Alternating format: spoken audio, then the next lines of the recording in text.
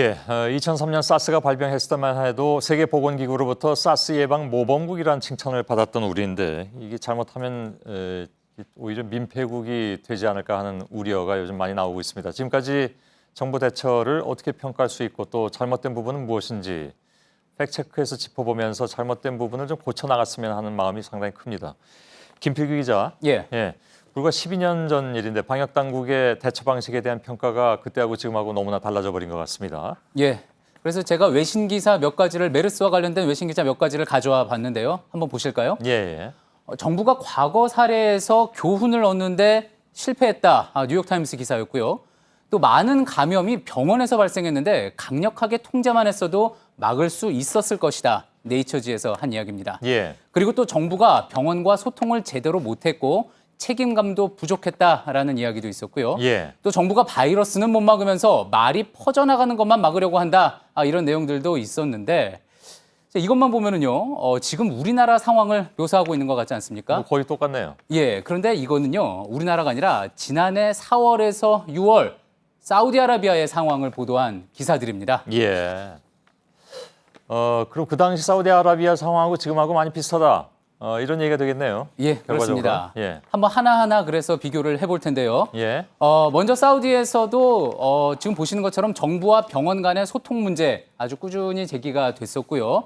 그리고 또 병원 내에서의 대응이 부실해서 오히려 병을 밖으로 퍼뜨렸다는 지적도 계속 나왔습니다. 예. 그런데 우리 역시요, 질병관리본부와 병원 간의 엇박자 문제가 됐었죠. 또 병원 내에서의 감염을 제대로 막지 못해서 상황을 악화시켰다는 그런 점에서도 사우디의 경우와 아주 판박이었습니다. 예. 그리고 아까 그 왜 마지막 부분에 또 얘기들이 퍼져나가는 걸 자꾸 막으려 했다. 지금 흔히 소위 괴담이라고 얘기를 합니다만은. 예. 근데 내용을 보면 또 그 맞는 경우가 상당히 많이 발생하고 있어서 그래서 더 그런 얘기들이 많이 퍼져나가는 거 아니겠습니까? 사우디에서도요, 마찬가지로 트위터를 통해서 관련된 이야기가 상당히 많이 퍼져나갔습니다. 예. 보건당국이 어떤 내용이 있었냐면요. 보건당국이 감염자 수를 축소하고 있다. 언제까지 거짓말할 거냐라는 내용도 있었고요. 예. 또 그리고 킹 압둘라지즈 병원이 폐쇄가 됐다. 이런 루머도 있었는데 나중에 이거는 사실이 아닌 걸로 밝혀지기도 했습니다. 예. 우리나라에서도 마찬가지였죠. 어느 병원이 폐쇄가 됐다. 어느 병원에서 발병이 됐다. 이런 이야기 돌았고요. 또 이렇게 하면은 메르스를 예방할 수 있다. 어떻게 보면 근거가 없는 이야기도 SNS 통해서 아주 급속도로 퍼졌는데 예. 상당히 이런 부분에 대해서 비슷하다고 볼 수가 있겠습니다. 바세린을 발라보라는 건 저도 받았습니다. 예. 맞는지 안 맞는지 모르겠습니다만. 예. 그런데 그래서 이 부분에 더 비슷한 거는요. 이런 글이 돌았던 것보다 더 비슷한 거는 이 부분에 대한 정부의 대응이었습니다. 예.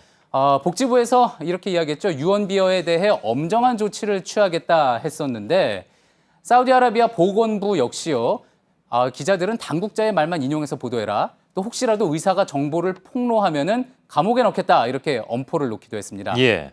한편 주무장관의 상황 인식 이것도 양국 모두에서 도마에 올랐는데 예. 어제 병원 이름을 공개하는 문제와 관련해서 문영표 장관이 했던 이야기 기억하시죠? 예. 메르스 발병 그 병원이라고 해서 안 가는 건 지나치는 우려다. 예. 그런 걸 막기 위해서라도 지금 병원 이름을 밝힐 수 없다 그렇게 얘기했잖아요. 예. 그러면서 또 한 이야기가 있었는데 이게 바로 예. 또 병원명을 왜 공개하지 않느냐에 대한 고민들은 상당 부분 근거가 없다. 이렇게 문영표 장관이 이야기했었죠. 예.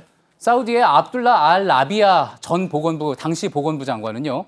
이슬람 성지 순례를 앞두고 200만 명이 몰려올 텐데 어떻게 할 거냐라는 질문에 대해서요. 걱정할 필요가 없다. 질병 통제를 더 엄격히 할 의학적인 근거가 없다. 이렇게 답을 했습니다. 예.